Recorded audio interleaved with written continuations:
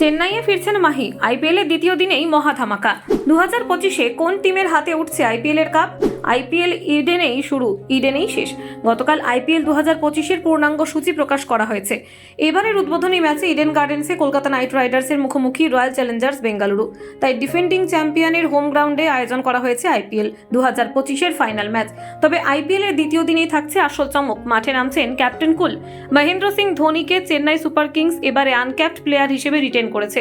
2019-এর এই আন্তর্জাতিক ক্রিকেট থেকে অবসর নিয়েছিলেন মাহি। তাই আন্তর্জাতিক ক্রিকেট না খেলার এই নিয়মে সুযোগ নিয়েছে লাল হলুদ ফ্র্যাঞ্চাইজি। আইপিএলের দ্বিতীয় দিনেই অর্থাৎ 23শে মার্চ নিজের ঘরের মাঠেই মুম্বাইয়ের বিরুদ্ধে মাঠে নামবে চেন্নাই সুপার কিংস।